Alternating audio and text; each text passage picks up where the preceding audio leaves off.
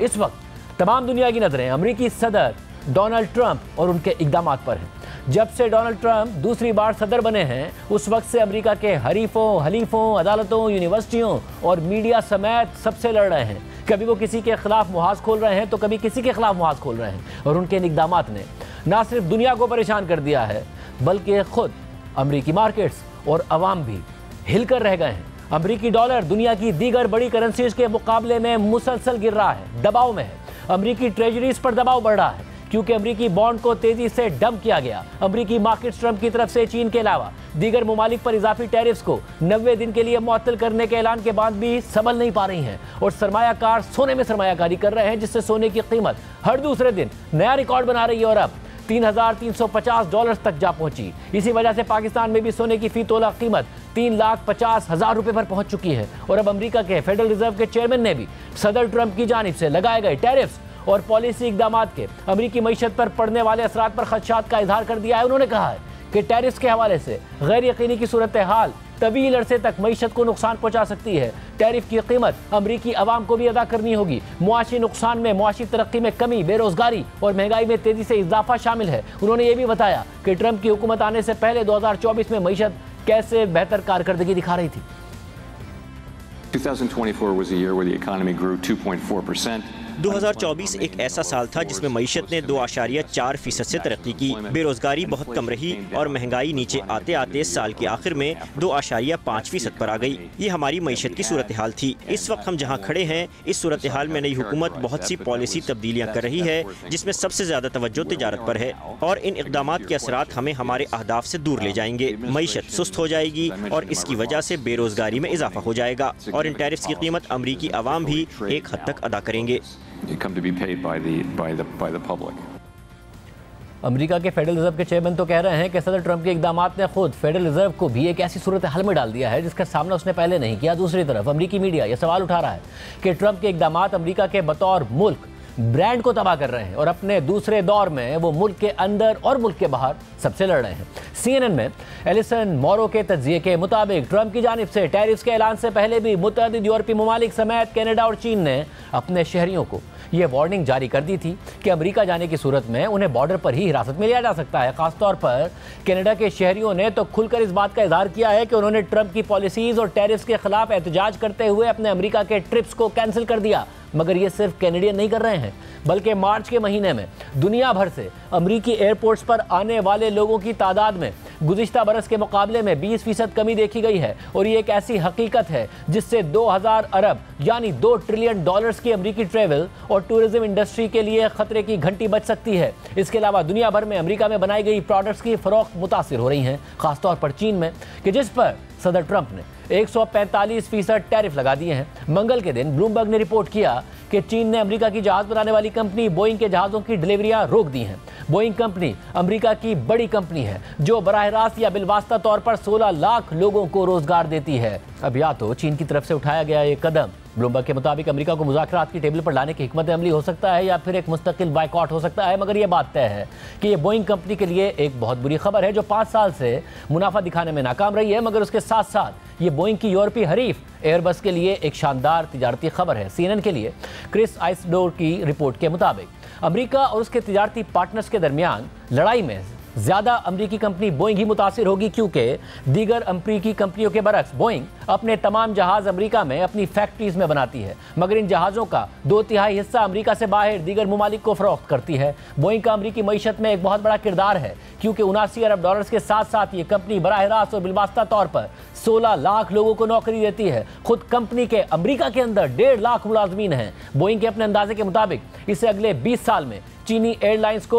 8,830 नए जहाज फरोख्त करने थे, मगर अब चीन की तरफ से 125% जवाबी टैरिफ लगने के बाद यह मुमकिन नहीं होगा, क्योंकि एक जहाज मिलियंस ऑफ डॉलर्स का होता है और अगर उस जहाज पर उसकी कीमत से ज्यादा यानी 125% टैरिफ लग जाएगा तो उसकी कीमत दुगनी से भी ज्यादा हो जाएगी। इस सूरत में चीनी एयरलाइंस बोइंग के जहाज़ों को अफोर्ड नहीं कर पाएंगी। यूटा स्टेट यूनिवर्सिटी में इकोनॉमिक्स के प्रोफेसर जॉन गिलबर्ट के मुताबिक आप देखेंगे कि अमेरिकी ग्रांट्स और मैन्युफैक्चरर्स को मौजूदा माहौल में मुतअद्दिद खतरात का सामना करना पड़ेगा और ये खतरात सिर्फ दीगर ममालिक की तरफ से अमेरिका पर लगाए गए जवाबी टैरिफ की वजह से नहीं होंगे, बल्कि उन ममालिक में अवाम की जानिब से अमेरिकी प्रोडक्ट्स के खिलाफ रद्द-ए-अमल की वजह से भी होंगे। उन्होंने मजीद कहा कि लोग भूलते नहीं हैं, इसलिए अगर इन ममालिक की हुकूमतों का अमेरिका के साथ मुआहदा हो भी गया तो भी ये बात यकीन से नहीं कही जा सकती कि सदर ट्रंप के हालिया इक़दाम को लोग भूलकर माजी की तरह अमरीकी प्रोडक्ट्स को खरीदेंगे।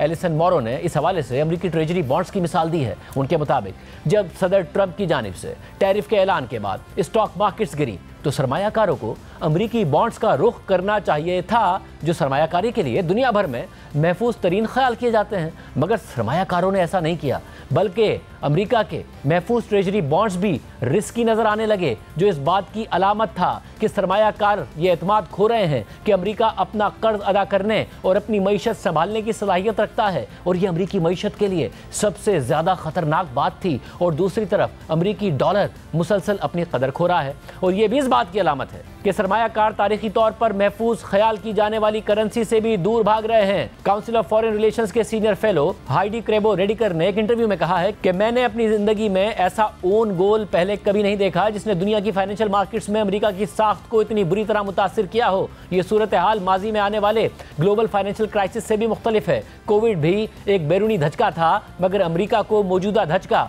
सीधा व्हाइट हाउस के अंदर से लगाया गया है। इस सूरत हाल में ट्रंप ये दावा कर रहे हैं कि वो 90 दिन के अंदर चीन के अलावा दीगर ममालिक के साथ तिजारती मुआहदे कर लेंगे, और इसका अमेरिकी मईशत को बहुत फायदा होगा। और मुआहदा ना होने की सूरत में वो धमकियां भी दे रहे हैं, तो दूसरी तरफ उनके हलीफ ममालिक भी रद्द-ए-अमल दे रहे हैं। 27 यूरोपीय ममालिक के इत्तेहाद यूरोपीय यूनियन ने भी ऐलान कर दिया है कि अगर अमेरिका के साथ तिजारती मुज़ाकरात कामयाब ना हुए तो यूरोपीय यूनियन भी सैकड़ों अमेरिकी प्रोडक्ट्स पर टैरिफ लगा देगा। जबकि ब्लूमबर्ग की रिपोर्ट के मुताबिक चीन अमेरिका के साथ मुज़ाकरात के लिए तैयार है, मगर उसकी कुछ शराइत हैं। चीन चाहता है कि सदर ट्रंप कुछ ऐसे इक़दाम करें जिससे मुज़ाकरात की राह हमवार हो जाए। इन इक़दाम में सदर ट्रंप के काबीना अरकान की जानिब से तौहीन आमेज़ बयानात का रोका जाना भी शामिल है, जबकि दीगर शराइत में एक ये शर्त भी शामिल है कि अमेरिका ताइवान के हवाले से अपनी पॉलिसी में इस तरह तसलसल लाएगा कि उससे चीन के तहफ़्फ़ुज़ात दूर होते हों। चीन ये भी चाहता है कि सदर ट्रंप अपना एक पॉइंट पर्सन नामजद करें जिससे उनका मुकम्मल एतमाद हासिल हो, और वो पॉइंट पर्सन चीनी ऑफिशियल्स के साथ मुज़ाकरात करके एक ऐसी डील पर इत्तफाक करे जिस पर बाद में मुलाकात में चीनी और अमेरिकी सदर दस्तखत करें।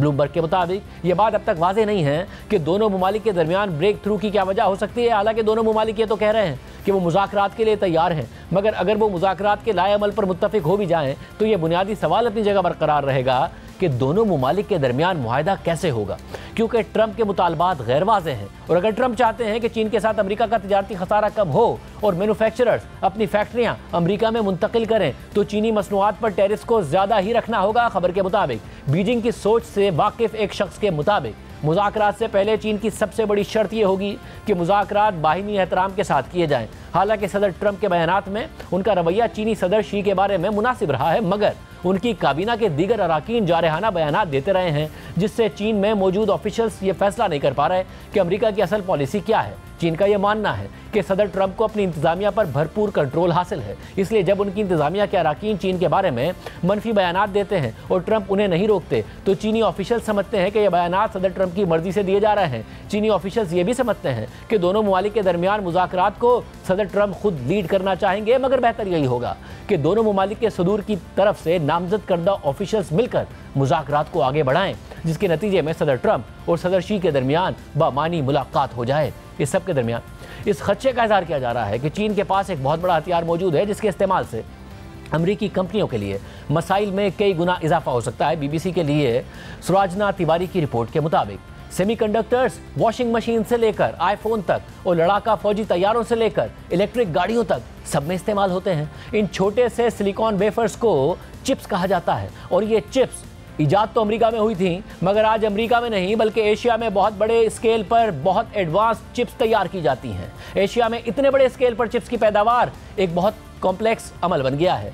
मिसाल के तौर पर एक आईफोन में इस्तेमाल होने वाली चिप्स अमेरिका में डिज़ाइन होती हैं, मगर उसे तैयार ताइवान, जापान या कोरिया में किया जाता है। और इन चिप्स की तैयारी में जो रॉ मटेरियल इस्तेमाल होता है, इनमें वो रेयर अर्थ एलिमेंट्स शामिल हैं जो चीन में निकाले जाते हैं। इसके बाद इन आईफोन्स को पैकेजिंग के लिए वियतनाम भेज दिया जाता है, फिर वियतनाम से असेंबलिंग और टेस्टिंग के लिए वापस चीन भेज दिया जाता है, और उसके बाद ये आईफोन इस्तेमाल करने के लिए अमेरिका भेज दिए जाते हैं। ये इकोसिस्टम दहाइयों में वजूद में आया है। आर्टिकल के मुताबिक अमेरिकी रियासत एरिजोना में हाई क्वालिटी चिप्स तैयार की जाती हैं, मगर वो ताइवान की जदीद टेक्नोलॉजी के मुकाबले में दहाइयों पीछे हैं। अगर सदर ट्रंप चाहते हैं कि अमेरिका में जदीद चिप्स इतनी बड़ी तादाद में बनाई जाएं, तो ये मुश्किल नजर आता है।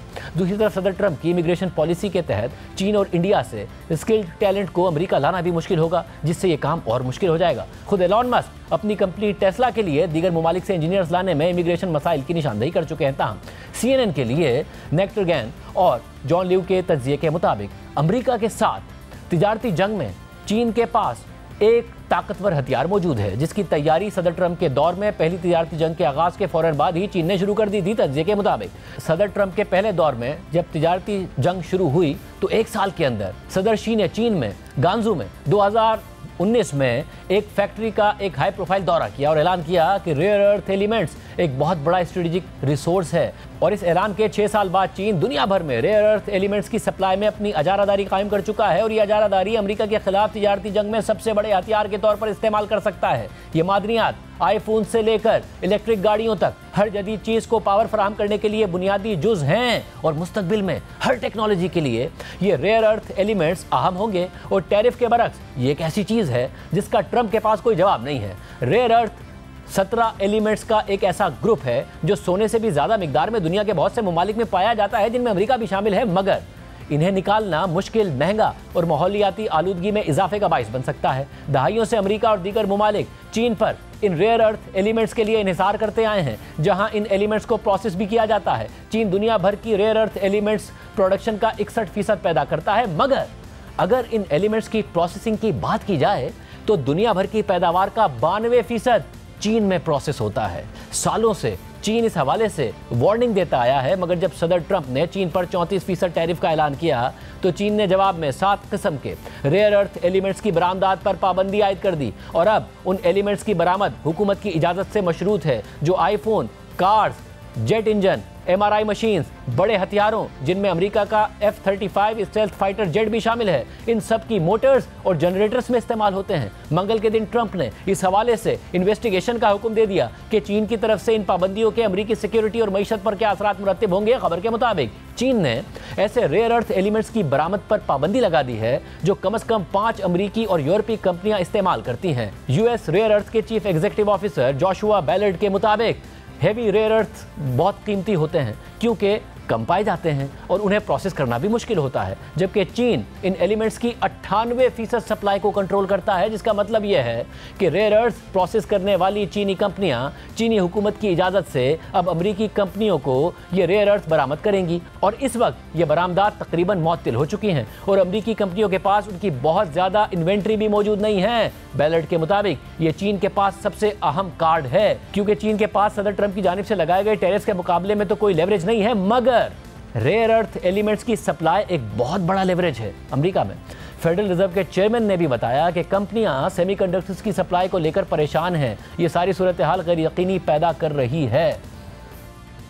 Many of them are CEOs of significant companies. America में मुतादिद बड़ी कंपनीज के CEOs इस वक्त अपनी कंपनी में बनाए जाने वाली प्रोडक्ट्स में इस्तेमाल होने वाली दरामदी अशिया के हवाले से पैदा होने वाली गैर यकीनी सूरत हाल से बहुत परेशान हैं। अगर आप कुछ अर्सा कोविड के दौरान की सूरत हाल को याद करें तो उस वक्त सेमीकंडक्टर्स की कमी हो गई थी और इसी वजह से गाड़ियों के बनने में रुकावटों का सामना था और वो शॉर्टेज काफी लंबा अरसा रही, जिसकी वजह से महंगाई भी लंबे अरसे रही। मौजूदा केस में आपको ऐसी कार बनाने वाली कंपनीज नजर आएंगी जिनकी सप्लाई चेन हुकूमती इक़दामात और टैरिफ्स की वजह से मुतासिर हो जाएगी और इस अमल को दोबारा ठीक होने में वक्त लग सकता है, जिससे महंगाई तवील अरसे तक रह सकती है। ये सारी सूरत हाल बहुत गैर यकीनी है क्योंकि जब टैरिफ्स के हवाले से सूरत हाल बिल्कुल वाज़ेह होगी तभी उनके मुआशी असरात का अंदाजा लगाया जा सकेगा।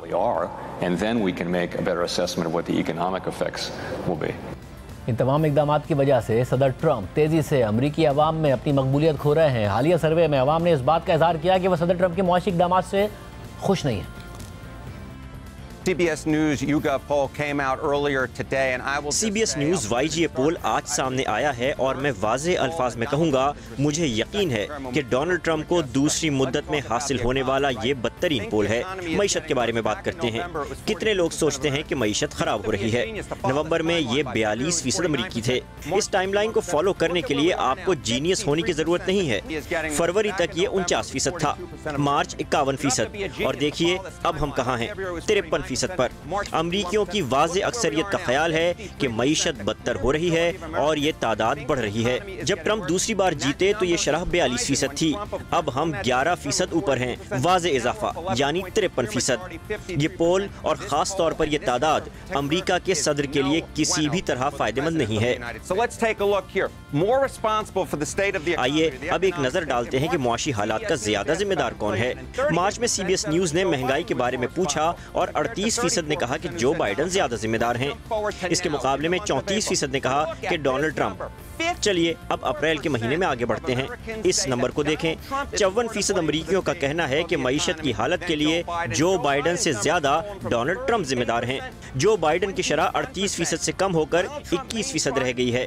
डोनाल्ड ट्रंप ने मईशत के लिए जो बाइडन को मूर्द इल्जाम ठहराने की कोशिश की और शायद यह हरबा 1 माह पहले मार्च के महीने तक काम कर रहा था, लेकिन टैरिफ की जंग के बाद अब ये काम नहीं कर रहा है। अमरीकी वो नहीं खरीद रहे जो डोनाल्ड ट्रंप उन्हें बेच रहे हैं। वाज़ेह अक्सरियत यानी 54% का ख्याल है कि इस वक्त मईशत की हालत के लिए जो बाइडन के मुकाबले में डोनाल्ड ट्रंप ज्यादा जिम्मेदार हैं। जाहिर है कि जब डोनाल्ड ट्रंप के हवाले से इस वक्त मईशत की हालत की बात की जाए तो सबसे बड़ी चीज टैरिफ है। तो आइए यहाँ एक नजर डालते हैं। जनवरी में 48% ने कहा कि वो इन टैरिफ्स के हक में हैं, जबकि 46% ने मुखालिफत की। देखिए कि अब हम कहाँ हैं। अब वाज़ेह अक्सरियत यानी 58% अमरीकियों ने इन नए टैरिफ्स की मुखालिफत की है, जबकि सिर्फ 42% ने हिमायत की है। ज्यादा से ज्यादा लोग डोनाल्ड ट्रंप के खिलाफ हो रहे हैं। मईशत के बारे में उनके ख्यालात बदतर होते जा रहे हैं। वो डोनाल्ड ट्रंप को जिम्मेदार ठहरा रहे हैं। ये ट्रेंड लाइन ट्रंप के लिए मज़े का खेज हद तक खौफनाक है। उनके हक में रहने वालों की शरह 48 से 42% और मुखालिफिन की शरह 46 से 58% हो गई है। अमरीकियों ने डोनाल्ड ट्रंप की मुआशी पॉलिसी पर बड़े पैमाने पर मनफी रवैया इख्तियार कर लिया है और ऐसा टैरिफ की वजह से हुआ है जो कि उन्हें पसंद नहीं है, और ये उन लोगों के लिए ट्रंप के मंसूबे का सबसे बड़ा मसला है। और ट्रंप इसी तरह आगे बढ़ते जा रहे हैं। सिर्फ 37% अमरीकी इसे पसंद करते हैं और ये देखिए 63%, तकरीबन 2/3 इसे नापसंद करते हैं, जबकि आज़ाद वोटर्स में सिर्फ 28% लोग हैं जो डोनाल्ड ट्रंप के तिजारत में टैरिफ्स के तरीके को पसंद करते हैं। आइए यहाँ एक नजर डालते हैं। फरवरी के शुरू में डोनाल्ड ट्रंप की अप्रूवल रेटिंग +6 थी, फरवरी के आखिर में +2 और मार्च में 0 हो गई, यानी मंजूरी और नामंजूरी बराबर थी। और देखिए अब हम कहाँ हैं, -6 पॉइंट्स। वो कम अज कम अपनी दूसरी मियाद में पहली बार मुश्किल में है। ये ट्रेंड लाइन है जो बहुत अहम है। अमरीकी अवाम डोनाल्ड ट्रंप के खिलाफ हो रहे हैं और इसीलिए मैंने शुरू में कहा था ये अब तक की सबसे बुरी रेटिंग है जो ट्रंप ने अपनी दूसरी मुद्दत में हासिल की है। worst poll that Trump has received in his second term so far.